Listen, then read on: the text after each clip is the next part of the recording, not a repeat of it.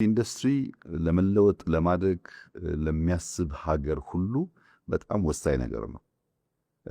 የኢኮኖሚ ልብ ነው።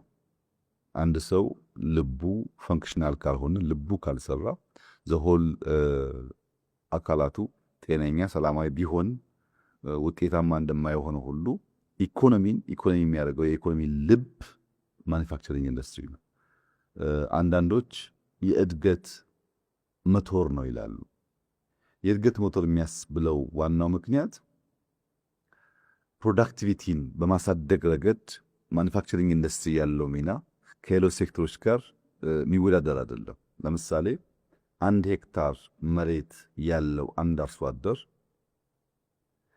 ኢንዱስትሪ በሚጠቀምበት ሰዓት በዚያው መሬት ላይ ፕሮዲዩስ የሚያደርገው የሚያመርትበት ቁጥርና ኢንዱስትሪ የማይጠቀም ሰው የሚያመርትበት ቁጥር አንድ አይደለም። ትራክተር ስትጠቀም፣ ፈርቲላይዘር ስትጠቀም፣ ፈርቲላይዘር ኢንዱስትሪ ውጤት ነው። ስትጠቀም፣ ስታርስም፣ ሃርቨስት ስትጠቀም፣ ስትሰበስብም በጊዜ በብዛት በጥራት በከፍተኛ ደረጃ ያግዛሃል። ወይም አንድ ልብስ የሚሰራ ሸማኔ በማኑዋል አንድ ልብስ ሲያዘጋጅና በቀን በማሽን 100 ሲያዘጋጅ አንድ አይደለም። ምርታማነት ከፍ ይላል። ምርታማነት ከፍ አለ ማለት ባነሰ ጊዜ ብዙ ነገር ስለምታመርት በዛው ልክ ገቢ ያድጋል። ሁለተኛው ኤክስፖርት ነው። ኤክስፖርት ብዛትም ጥራትም ወሳኝ ናቸው። ብዙ አምርተህ በቂ ተጠቅመህ ስታበቃ ነው የምትሸጠው።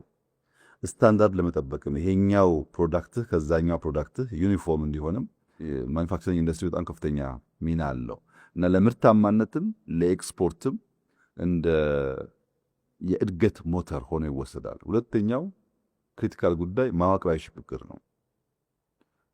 አንድ የኢኮኖሚ ዘውግ ያለ እንደሆነ ወደሚቀጥለው የኢኮኖሚ ዘውግ ለመውሰድ የማኒፋክቸሪንግ ኢንዱስትሪ አይተኬ ሚና አለው። ዳይቨርሲፋይድ በሚሆንበት ሰዓት ማለት ነው። ኢንዱስትሪ የማይጠቀሙ የኢኮኖሚ ዘውጎች ጥሬ ዕቃ አቅራቢ ሊሆኑ ይችላሉ። ለምሳሌ ቡናን እንዳለ ማቅረብ ፕሮሰስ ሳታደርግ፣ ወይም ወርቅን እንዳለ ማቅረብ ሳታቀልጥ፣ ወይም ሊቲየምን ወደ ባትሪ ሳትቀይር እንዳለ ጥሬ ዕቃውን ማቅረብ። እንደዚህ አይነት ችግር የሚፈጠረው የጥሬ ዕቃ አቅራቢ የሚያደርግህ ጉዳይ ፕሮሰስ የማድረግ ካፓሲቲ ካልፈጠርክ ነው። ዳይቨርሲፋይ ለማድረግም ከጥሬ ዕቃ ወደ ፕሮሰስ የተሻገረ ምርት ለማምጣትም ኢንዱስትሪ ከፍተኛ ሚና አለው። ሶስተኛው ክሪቲካል ኤሪያ ፈጠራ ነው። ፈጠራና ቴክኖሎጂ ነው። እንግዲህ ግብርና ለምሳሌ ብትወስድ በእጅ ስናርስ ወይም በበሬ ስናርስ ለሺህ ዓመታት እምብዛም የተጋነነ ለውጥ የለው።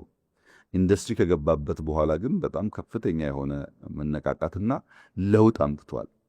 የማኒፋክቸሪንግ ኢንዱስትሪ ፈጠራ ቴክኖሎጂን የሚያመጣው ለራሱ ብቻ አይደለም፣ ሌሎች ዘርፎችም ጭምር ነው። ከፈጠራ አንጻርና እድገትን ከማፋፋም አንጻር ያለው ሚና አይተኬ ነው። ከስራ ዕድል ፈጠራ አንጻር ስራ ዕድልን በማኒፋክቸሪንግ ኢንዱስትሪ የምትፈጥርበት ቁጥርና በሌሎች ሴክተሮች አንድ አይደለም። ስራ ይፈጥርልሃል፣ ኢኮኖሚ ያሸጋግርልሃል፣ ወደሚቀጥለው ሌል ለመሻገር እንደ ስፕሪንግ ቦርድ ሆኖ ያገለግላል። በእነዚህና በሌሎች ምክንያቶች ማኒፋክቸሪንግ ኢንዱስትሪ የኢኮኖሚ ብቻ ሳይሆን የሉዓላዊነት አንዱ አንጓ ነው፣ አጀንዳ ነው ይባላል።